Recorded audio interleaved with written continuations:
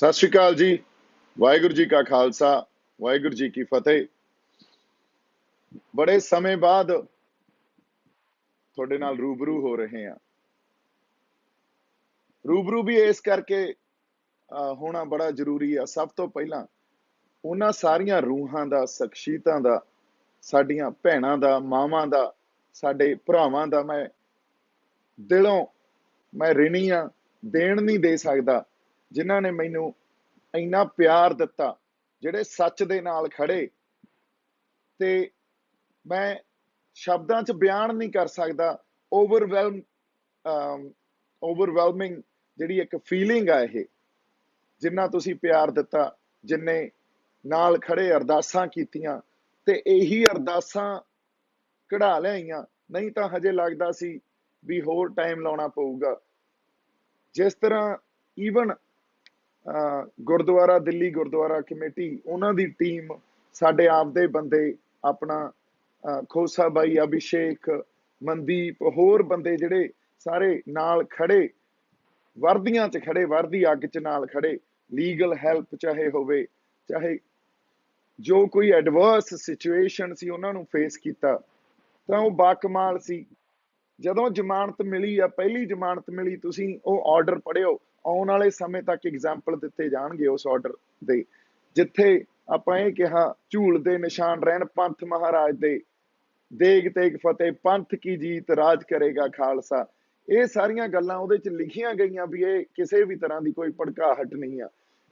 ਇਹ ਤਾਂ ਉਸ ਅਕਾਲ ਪੁਰਖ ਵਾਹਿਗੁਰੂ ਦੀ ਸਾਨੂੰ ਖੁੱਲ੍ਹ ਆ, ਸਾਨੂੰ ਸਾਡੀ ਰਿਲੀਜੀਅਸ ਫਰੀਡਮ ਦੀ ਖੁੱਲ੍ਹ ਆ, ਤੇ ਇਸੇ ਕੌਨਸਟੀਟਿਊਸ਼ਨ ਦੇ ਦਾਇਰੇ 'ਚ ਰਹਿ ਕੇ ਅਸੀਂ ਇਹ ਸਾਰੀਆਂ ਗੱਲਾਂ ਕਰ ਸਕਦੇ ਹਾਂ। ਸੋ ਬੜੀ ਵੱਡੀ ਇੱਕ ਲੜਾਈ ਲੜੀ ਆ, ਜਿਹੜੀ ਲੀਗਲ ਫਰੰਟ ਤੇ ਵੀ ਲੜੀ, ਆਪਾਂ ਸੋਸ਼ਲ ਫਰੰਟ ਤੇ ਵੀ ਲੜੀ। ਇਸ ਕਰਕੇ ਉਹ ਸਾਰੀਆਂ ਸ਼ਖਸੀਅਤਾਂ ਦਾ ਮੈਂ ਬੜਾ ਦਿਲੋਂ ਰਿਣੀ ਆ। ਧੰਨਵਾਦ ਤਾਂ ਬੜਾ ਛੋਟਾ ਜਿਹਾ ਲਫ਼ਜ਼ ਹੋਊਗਾ। ਔਰ ਤੁਹਾਨੂੰ ਸਾਰਿਆਂ ਨੂੰ ਮਿਲਾਂਗੇ, ਮੇਰਾ ਬੜਾ ਜੀ ਕਰਦਾ ਸਭ ਨੂੰ ਜਾ ਜਾ ਕੇ ਮਿਲਾਂ। ਪਰ ਇਸ ਟਾਈਮ ਸਿਚੁਏਸ਼ਨ ਆ ਜਿਹੜੀ, ਉਹ ਸਿਚੁਏਸ਼ਨ ਪੈਂਡੇਮਿਕ ਜਾਂ ਕਹਿ ਲਓ ਮਹਾਮਾਰੀ ਚੱਲ ਰਹੀ ਆ। ਲੋਕ ਆਪਣੀਆਂ ਜ਼ਿੰਦਗੀਆਂ ਖੋ ਰਹੇ ਆ। ਸੋ ਉਹਨਾਂ ਦੇ ਪਰਿਵਾਰਾਂ ਨਾਲ ਖੜਨਾ, ਜਾਂ ਜਿਹੜੇ ਸਾਡੇ ਕਿਸਾਨੀ ਸੰਘਰਸ਼ 'ਚ ਸਾਡੇ ਬੰਦੇ ਸਾਥ ਛੱਡ ਗਏ, ਉਹ ਕਿਵੇਂ ਛੱਡ ਗਏ? ਸਰਕਾਰ ਦੀਆਂ ਇਹਨਾਂ ਹੁਕਮਰਾਨਾਂ ਦੀਆਂ ਮਾੜੀਆਂ ਨੀਤੀਆਂ ਕਰਕੇ, ਜੋ ਇਹਨਾਂ ਨੇ ਜ਼ੁਲਮ ਸਾਡੇ ਤੇ ਕੀਤੇ ਆ, ਉਸ ਕਰਕੇ ਉਹ ਸਰੀਰ ਵਿਛੋੜਾ ਦੇ ਗਏ। ਉਹਨਾਂ ਸਾਰੇ ਬੰਦਿਆਂ ਦੇ ਘਰੇ ਜਾ ਕੇ ਉਹਨਾਂ ਦੇ ਪਰਿਵਾਰਾਂ ਨਾਲ ਬੈਠੀਏ। ਪਰ ਸਿਚੁਏਸ਼ਨ ਥੋੜੀ ਜਿਹੀ ਠੀਕ ਹੋ ਲੈਣ ਦਿਓ। ਹਜੇ ਸਾਨੂੰ ਇੱਕ ਪਾਸੇ ਸਾਡਾ ਕਿਸਾਨੀ ਸੰਘਰਸ਼ ਚੱਲ ਰਿਹਾ, ਦੂਜੇ ਪਾਸੇ ਜਿਹੜੀ ਆ ਮਹਾਮਾਰੀ ਚੱਲ ਰਹੀ ਆ। ਇਹ ਦੋਨਾਂ ਸਿਚੁਏਸ਼ਨਸ ਨਾਲ ਨਜਿੱਠਣਾ, ਇਹਨਾਂ ਦੋਨਾਂ ਦੀ ਆਪਾਂ ਗੱਲ ਵੀ ਕਰਾਂਗੇ। ਗੱਲਾਂ ਬਹੁਤ ਆ ਕਰਨ ਨੂੰ, ਉਹਨਾਂ ਗੱਲਾਂ ਨੂੰ ਆਪਾਂ ਸਮੇਂ ਤੋਂ ਅੱਗੇ ਵੀ ਲੈ ਕੇ ਆਵਾਂਗੇ, ਕਰਾਂਗੇ ਵੀ। ਪਰ ਇਸ ਟਾਈਮ ਜਿਹੜੀ ਲੜਾਈ ਅਸੀਂ ਵਿੱਢੀ ਸੀ, ਸਾਡੀ ਹੋਂਦ ਦੀ ਲੜਾਈ, ਉਹੀ ਸੰਘਰਸ਼ ਹਜੇ ਵੀ ਚੱਲ ਰਿਹਾ। ਸੋ ਉਸ ਸੰਘਰਸ਼ 'ਚ ਸਾਨੂੰ ਇੱਕ ਗੱਲ ਜ਼ਰੂਰ ਵਾਚਣੀ ਚਾਹੀਦੀ ਆ ਵੀ ਸਾਡਾ ਮਕਸਦ ਸੀ ਸਰਕਾਰ ਨਾਲ ਲੜਨਾ, ਗਵਰਨਮੈਂਟ ਨਾਲ ਲੜਨਾ, ਤੇ ਜਿਹੜੀਆਂ ਨੀਤੀਆਂ ਆ, ਜਿਹੜੇ ਨਵੇਂ ਕਾਨੂੰਨ ਬਣਾਏ ਆ, ਉਹਨਾਂ ਨੂੰ ਰੱਦ ਕਰਾਉਣਾ, ਉਸ ਸੰਘਰਸ਼ ਨੂੰ ਜਿੱਤਣਾ। ਉਸੇ ਮਕਸਦ ਤੇ ਅਸੀਂ ਕਾਇਮ ਰਹੀਏ। ਆਪਸ 'ਚ ਅਸੀਂ ਨਾ ਉਲਝੀਏ, ਨਾ ਇੱਕ ਦੂਜੇ ਤੇ ਤੌਹਮਤਾਂ ਲਾਈਏ। ਬੜਾ ਕੁਝ ਕਹਿ ਸੁਣ ਲਿਆ, ਹੁਣ ਮੈਨੂੰ ਲੱਗਦਾ ਸਾਨੂੰ ਇੱਕ ਵਾਰੀ ਫੇਰ ਇਕੱਠੇ ਹੋ ਜਾਣਾ ਚਾਹੀਦਾ, ਏਕੇ 'ਚ ਰਹਿਣਾ ਚਾਹੀਦਾ। ਕਿਉਂ? ਔਰ ਮਾਹੌਲ ਨੂੰ ਬੜਾ ਹੀ ਸਾਨੂੰ ਕੰਜੇਨੀਅਲ, ਇੱਕ ਸਹਿਜ ਤੇ ਫਰੈਂਡਲੀ ਬਣਾ ਲੈਣਾ ਚਾਹੀਦਾ। ਇਹ ਬੜੀ ਜ਼ਰੂਰਤ ਹੈ ਇਸ ਵੇਲੇ ਸਾਡੀ, ਕਿਉਂਕਿ ਹੋਂਦ ਦੀ ਲੜਾਈ ਲੜ ਰਹੇ ਹਾਂ। ਤੇ ਜਦੋਂ ਐਡਾ ਵੱਡਾ ਮਕਸਦ ਲੈ ਕੇ ਤੁਰੇ ਹੋਈਏ, ਉਦੋਂ ਨਿੱਜ ਨਹੀਂ ਦੇਖੀਦੇ, ਜਾਂ ਜਥੇਬੰਦਕ ਢਾਂਚੇ ਦੇ ਵੀ ਜਿਹੜੇ ਸਵਾਰਥ ਆ ਉਹ ਨਹੀਂ ਦੇਖੀਦੇ। ਉਹ ਤੋਂ ਵੀ ਉੱਤੇ ਉੱਠਣਾ ਪੈਂਦਾ, ਤੇ ਸਾਨੂੰ ਇਹ ਕਰਨਾ ਪਊਗਾ। ਇਹੀ ਸਾਨੂੰ ਸਾਡੇ ਗੁਰੂਆਂ ਨੇ, ਸਾਡੇ ਰਹਿਬਰਾਂ ਨੇ ਸਿਖਾਇਆ ਸੀ। ਕੱਲਾ ਸਿਖਾਇਆ ਨਹੀਂ, ਕੱਲਾ ਕਿਹਾ ਨਹੀਂ, ਕਰਕੇ ਦਿਖਾਇਆ ਸੀ। ਤੁਸੀਂ ਇਹ ਵੇਖੋ, ਇਸ ਵੇਲੇ ਮਹਾਮਾਰੀ ਚੱਲ ਰਹੀ ਆ। ਇਸ ਮਹਾਮਾਰੀ 'ਚ ਜਿਸ ਤਰ੍ਹਾਂ ਗੁਰਦੁਆਰਾ ਸਾਹਿਬ ਦੇ ਬਾਹਰ ਆਕਸੀਜਨ ਦੇ ਲੰਗਰ ਲੱਗੇ ਆ, ਜਿਵੇਂ ਸਰਦਾਰ ਰਵੀ ਸਿੰਘ ਖਾਲਸਾ ਏਡ ਵਾਲੇ ਜਾਂ ਹੋਰ ਬਹੁਤ ਸਿੱਖ ਜਥੇਬੰਦੀਆਂ, ਤੁਸੀਂ ਵੇਖੋ ਉਹਨਾਂ ਨੇ ਬਾਹਰੋਂ ਮਸ਼ੀਨਾਂ ਵੀ ਭੇਜੀਆਂ, ਆਕਸੀਜਨ ਵਾਲੀਆਂ, ਸਿਲੰਡਰਸ ਵੀ ਭੇਜੇ ਆ। ਬ੍ਰਿਟਿਸ਼ ਏਅਰਵੇਜ਼ ਨਾਲ ਟਾਈ ਅਪ ਕਰਕੇ ਉਹਨਾਂ ਨੇ ਉੱਥੋਂ ਫਲਾਈਟ ਰਾਹੀਂ ਭੇਜ ਰਹੇ ਆ। ਇਹ ਸਾਡੀਆਂ ਪਿਰਤਾਂ ਜਿਹੜੀਆਂ ਸਾਡੇ ਗੁਰੂ ਪਾ ਗਏ, ਇਹ ਸਾਡੀਆਂ ਰਵਾਇਤਾਂ, ਅਸੀਂ ਬਹੁਤ ਕੁਝ ਛੱਡ ਗਏ ਹੋਵਾਂਗੇ, ਪਰ ਮਾਣ ਆ ਮੈਨੂੰ ਸਾਡੀ ਕੌਮ ਤੇ ਵੀ ਅਸੀਂ ਉਹਨਾਂ ਪਿਰਤਾਂ ਨੂੰ, ਉਹਨਾਂ ਰਵਾਇਤਾਂ ਨੂੰ ਤੇ ਸਾਡੀ ਸੇਵਾ ਭਾਵਨਾਵਾਂ ਨੂੰ ਹਜੇ ਤੱਕ ਨਹੀਂ ਛੱਡਿਆ। ਕਿਉਂ? ਇਹ ਕਿਸੇ ਖਿਲਾਅ ਚੋਂ ਪ੍ਰਗਟ ਨਹੀਂ ਹੋਈ ਗੱਲ। ਇਹ ਗੱਲ ਉਹਨਾਂ ਗੁਰੂਆਂ ਦੀ, ਉਹਨਾਂ ਰਹਿਬਰਾਂ ਦੀ ਕਮਾਈਆਂ ਕੀਤੀਆਂ ਹੋਈਆਂ, ਉਸ ਕਮਾਈ ਸਦਕਾ ਹੀ ਜੋ ਸਾਡੇ ਅੰਦਰ ਉਹਨਾਂ ਨੇ ਚਿਣਗਾਂ ਲਾਈਆਂ, ਜੋ ਪਿਰਤਾਂ ਉਹ ਪਾ ਗਏ, ਅੱਜ ਤੱਕ ਕਾਇਮ ਆ। ਔਰ ਅੱਜ ਸਾਰੀ ਦੁਨੀਆ ਇੱਕ ਵਾਰੀ ਫੇਰ, ਜਿਵੇਂ ਇਸ ਕੌਮ ਨੇ, ਸਾਡੇ ਸਾਰੇ ਪੰਜਾਬ ਨੇ ਸੰਘਰਸ਼, ਮੈਂ ਹਮੇਸ਼ਾ ਕਹਿੰਦਾ ਸੀ ਇਕੱਲਾ ਪੰਜਾਬ ਤੱਕ ਨਹੀਂ ਆ, ਇਹਦੀ ਲੋਕਲ ਸਿਗਨੀਫੀਕੈਂਸ ਨਹੀਂ ਆ, ਇਹ ਨੈਸ਼ਨਲ ਸਿਗਨੀਫੀਕੈਂਸ ਵੀ ਨਹੀਂ ਆ, ਇਹ ਗਲੋਬਲ ਆ। ਤੇ ਅਸੀਂ ਉੱਥੋਂ ਤੱਕ ਪਹੁੰਚੇ ਔਰ ਬੜਾ ਬਦਨਾਮ ਕੀਤਾ ਗਿਆ, ਬੜਾ ਕੁਝ ਕਿਹਾ ਗਿਆ, ਪਰ ਫਿਰ ਵੀ ਇੱਕ ਵਾਰੀ ਸੱਚ ਸਾਹਮਣੇ ਆ ਗਿਆ। ਤੇ ਜੇ ਆਪਾਂ ਇਹ ਕਹੀਏ ਵੀ ਸਾਰੀ ਦੁਨੀਆ ਨੇ ਇਹ ਗੱਲ ਮੰਨੀ, ਔਰ ਅੱਜ ਵੀ ਇਸ ਮਹਾਮਾਰੀ 'ਚ ਇਹ ਗੱਲ ਮੰਨ ਰਹੀ ਆ ਵੀ ਜਿਹੜੀ ਸਿੱਖ ਕੌਮ ਆ, ਉਹਨਾਂ ਦਾ ਧਰਮ, ਉਹਨਾਂ ਦੀਆਂ ਰਵਾਇਤਾਂ, ਉਹਨਾਂ ਦਾ ਫਲਸਫਾ ਉਹ ਨਿਆਰੇ ਆ। ਇਹਨਾਂ ਤੋਂ ਸਿੱਖੋ। ਬਹੁਤ ਲੋਕ ਜਿਹੜੇ ਬਾਹਰਲੀਆਂ ਸਟੇਟਾਂ ਦੇ, ਅਮਰੀਕਾ 'ਚ, ਕੈਨੇਡਾ 'ਚ, ਉਹਨਾਂ ਦੇ ਗਵਰਨਰਸ ਆ, ਉਹ ਵੀ ਇਹ ਗੱਲ ਕਹਿ ਰਹੇ ਆ ਵੀ ਇਸ ਕਮਿਊਨਿਟੀ ਤੋਂ ਸਿੱਖੋ। ਕਿਉਂ? ਕਿਉਂਕਿ ਜਰਮਾਨੇ ਦੀ ਭਖਿਆ ਤੇ ਗਰੀਬਾਂ ਦੀ ਰੱਖਿਆ। ਕਿਉਂ? ਕਿਉਂਕਿ ਨਿਰਭਉ ਤੇ ਨਿਰਵੈਰ। ਨਾ ਤਾਂ ਅਸੀਂ ਕਦੇ ਕਿਸੇ ਨਾਲ ਵੈਰ ਪਾਲਿਆ, ਨਿੱਜ ਲਈ ਤਾਂ ਅਸੀਂ ਲੜੇ ਹੀ ਨਹੀਂ ਨਾ, ਹਮੇਸ਼ਾ ਲੜੇ ਆ ਤਾਂ ਇੱਕ ਬਹੁਤ ਵੱਡੇ ਪਰਪਸ ਲਈ ਲੜੇ ਆ। ਇਹੀ ਜਿਹੜੀ ਗੱਲ ਆ ਸਾਨੂੰ ਨਿਆਰਾ ਬਣਾਉਂਦੀ ਆ। ਪਰ ਇਸ 'ਚ ਇਹ ਗੱਲ ਨਹੀਂ ਵੀ ਦੂਜਿਆਂ ਨੂੰ ਕਿਤੇ ਆਪਾਂ ਘੱਟ ਲਿਖਦੇ ਆ, ਦੂਜੇ ਵੀ ਸਾਡੇ ਹੀ ਆ, ਇਹ ਸਾਰੀ ਇਨਸਾਨੀਅਤ ਹੀ ਸਾਡੀ ਆ। ਕਿਉਂਕਿ ਮਾਨਸ ਕੀ ਜਾਤ ਸਭੇ ਇੱਕੋ ਪਹਿਚਾਨ, ਉਹਦਾ ਸੁਨੇਹਾ ਹੀ ਸਾਡੇ ਰਹਿਬਰਾਂ ਨੇ, ਸਾਡੇ ਗੁਰੂਆਂ ਨੇ ਦਿੱਤਾ। ਅਗਲੀ ਗੱਲ, ਜਦੋਂ ਆਪਾਂ ਸੰਘਰਸ਼ ਦੀ ਕਰਦੇ ਆ, ਸੰਘਰਸ਼ ਦੀ ਗੱਲ 'ਚ ਵੀ ਸਾਨੂੰ ਇੱਕ ਗੱਲ ਸਿੱਖਣੀ ਪਊਗੀ। ਅਸੀਂ ਉਸ ਸਰਕਾਰ ਦੇ ਅਗੇਂਸਟ ਜਾਂ ਉਹਨਾਂ ਹੁਕਮਰਾਨਾਂ ਦੇ ਅਗੇਂਸਟ ਲੜ ਰਹੇ ਆ ਜਿਨ੍ਹਾਂ ਨੇ ਹਜੇ ਤੱਕ ਇੱਕ ਫਾਸਿਜ਼ਮ ਨੂੰ, ਇੱਕ ਫਾਸਿਸਟ ਕਨਸਟੀਟਿਊਂਸੀ ਤਿਆਰ ਕੀਤੀ ਆ। ਉਹਨਾਂ ਨੇ ਕਦੇ ਕਿਸੇ ਦੀ ਮਾੜੀ ਜੀ ਗੱਲ ਵੀ ਨਹੀਂ ਮੰਨੀ।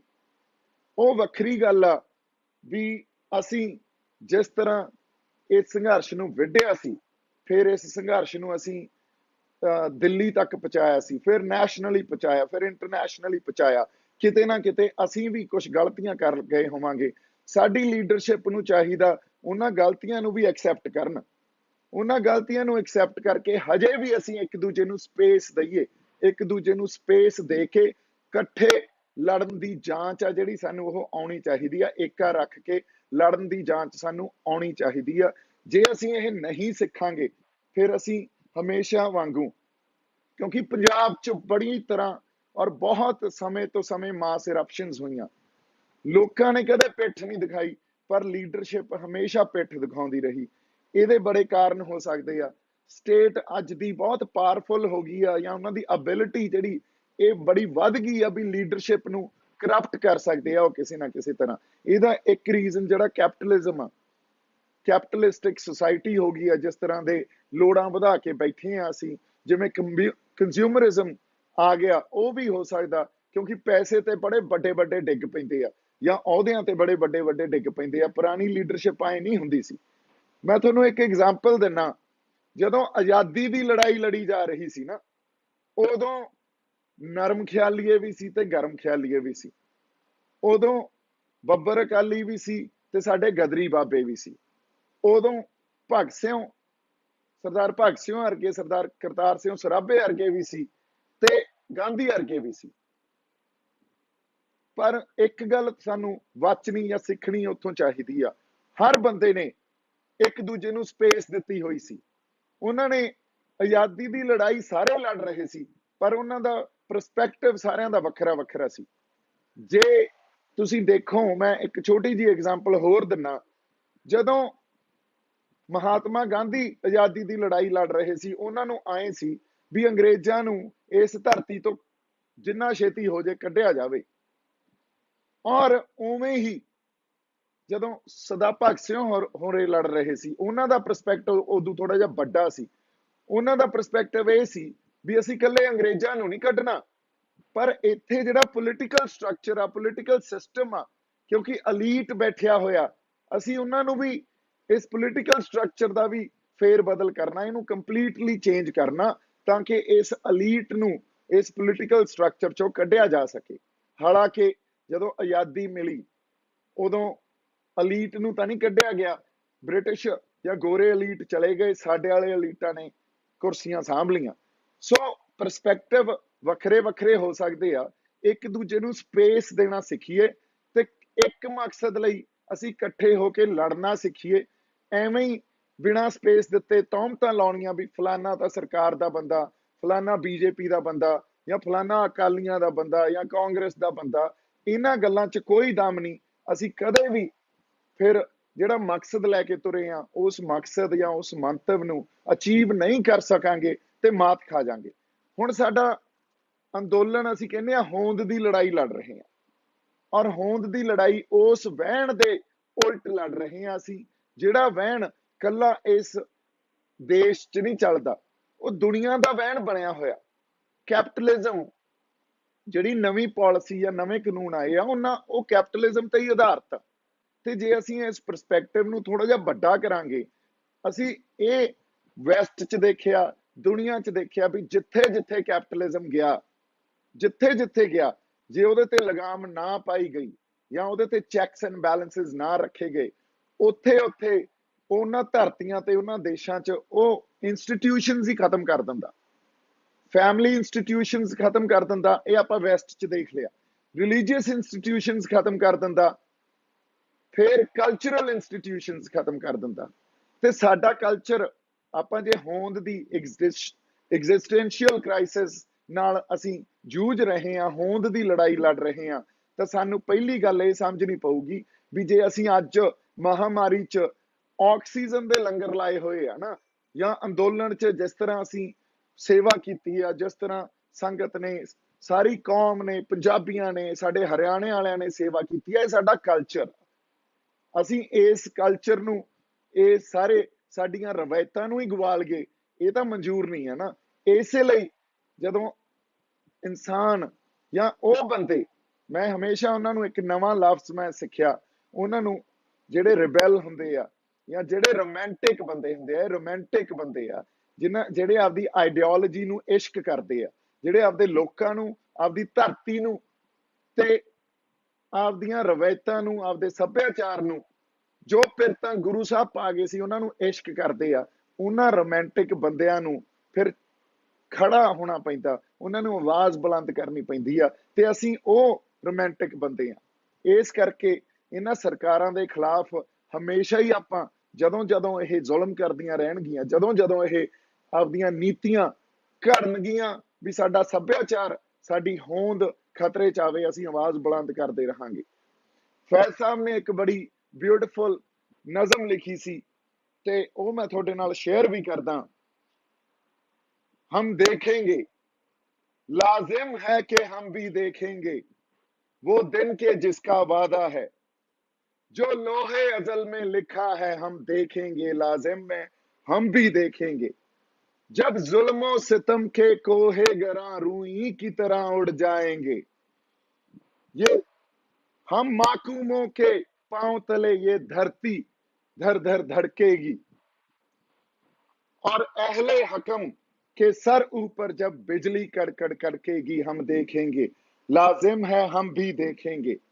बस नाम रहेगा अल्लाह का, बस नाम रहेगा अल्लाह का, वाहिगुरू दा, राम दा, बस नाम रहेगा अल्लाह का, जो गायब भी है हाजिर भी, जो मंजिर भी है नाजिर भी, उठेगा अनहल हक का नारा, जो मैं भी हूं और तुम भी हो, और राज करेगा खलके खुदा, जो मैं भी हूं और तुम भी हो। हम देखेंगे, लाजिम है हम भी देखेंगे। सो ये गल लाजिम आ, आपां देखांगे। सब ताज उछाले जाएंगे, सब तख्त उखाड़े जाएंगे, लाजिम है हम भी देखेंगे। सो गल इत्थों ही जाहिर हो जाती आ, असीं इन्हां सरकारां दे खिलाफ लड़ते रहांगे, आपदी आवाज़ बुलंद करते रहांगे। ये संघर्षी बंदियां दी, ये धर्म आ, उन्हां दा रोमांस आ, पर एक गल बड़ी जरूरी आ, माहौल नूं सहज बनाइए, एक दूजे दे अगेंस्ट असीं कोई हुण बयानबाजी या भाषा च जिहड़ा तरीका सलीका असीं भुल जाने आ, ओह ना करिए।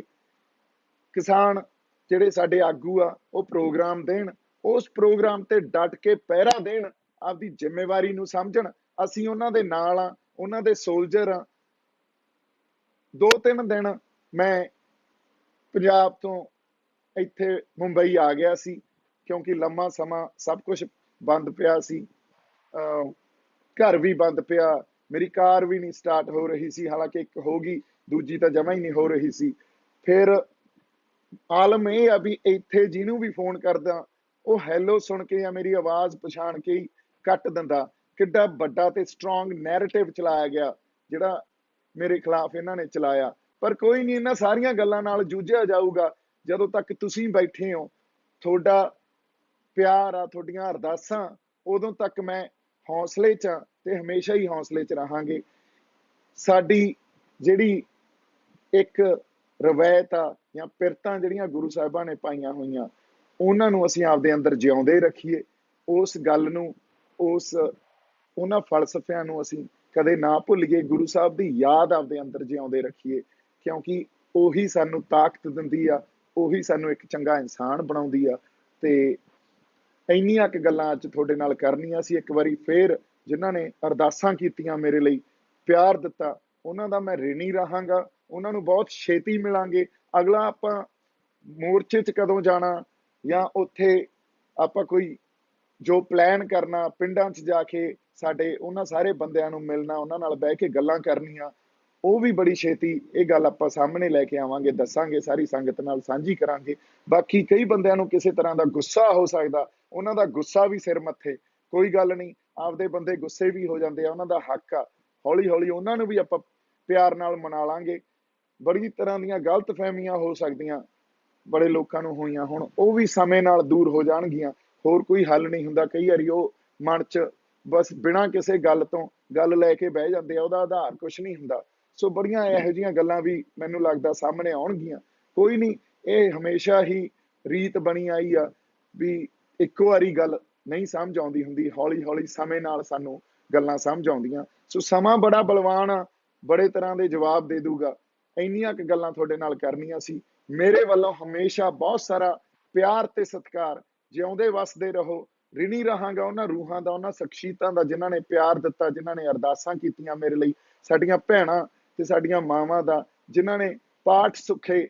ਮੈਂ ਹਮੇਸ਼ਾ ਕਹਿਣਾ ਵੀ ਇਹਨਾਂ ਬੰਦਿਆਂ ਦੀ ਦੇਣ ਨਹੀਂ ਦਿੱਤਾ ਜਾ ਸਕਦਾ। ਜੇ ਤੁਸੀਂ ਹੋ ਤਾਂ ਹੌਸਲਾ ਸਾਡੇ 'ਚ ਤੇ ਉਹਨਾਂ ਗੁਰੂ ਸਾਹਿਬਾਂ ਦੇ ਫਲਸਫਿਆਂ ਤੇ ਚੱਲਣ ਦੀ ਹਿੰਮਤ ਆਉਂਦੀ ਆ। ਇਸੇ ਲਈ ਇੱਕ ਹੋਰ ਗੱਲ ਮੈਂ ਜਿਹੜੀ ਸਾਰਿਆਂ ਨਾਲ ਇਹ ਕਰਨੀ ਸੀ ਵੀ ਬਹੁਤ ਛੇਤੀ ਸਾਰਿਆਂ ਨੂੰ ਮਿਲਾਂਗੇ।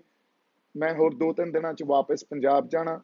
ਹਜੇ ਕੇਸ ਵੀ ਚੱਲ ਰਹੇ ਆ 2, ਉਹਨਾਂ ਕੇਸਾਂ ਨੂੰ ਵੀ ਆਪਾਂ ਹੈਂਡਲ ਕਰਾਂਗੇ। ਬਾਕੀ ਵੀ ਕਿਸੇ ਸਾਡੇ ਬੰਦੇ ਨਾਲ ਜੇ ਪੁਲਿਸ ਧੱਕਾ ਕਰਦੀ ਆ ਜਾਂ ਕੇਸ ਪੈਂਦੇ ਆ, ਉਹਨਾਂ ਦੀ ਪੈਰਵਾਈ ਵੀ ਕਰਾਂਗੇ। ਸੋ ਜੇ ਕੋਈ ਹੋਰ ਗੱਲਬਾਤ ਕਰਨੀ ਹੋਵੇ ਮੈਨੂੰ ਜਦੋਂ ਪਲੀਜ਼ ਮੈਸੇਜ ਕਰ ਸਕਦੇ ਹੋ। I'm always here and let's be together. That's how we should be now, because we are fighting literally a war against the government. A war in a sense that the way this policy making and the way new policy they have introduced. When I said policy, means 3 farm laws. We have to protest. We started protesting against it, and it actually is our existential crisis. Hond di ladai hai. So let's be together. Let's stay together. It's okay if sometimes our ideologies don't match, but let's give space to each other. That's how it should be. Lots of respect, love to all of you. ਜਿਉਂਦੇ ਵਾਸਤੇ ਰਹੋ। ਸਤਿ ਸ਼੍ਰੀ ਅਕਾਲ ਜੀ। ਵਾਹਿਗੁਰੂ ਜੀ ਕਾ ਖਾਲਸਾ, ਵਾਹਿਗੁਰੂ ਜੀ ਕੀ ਫਤਿਹ।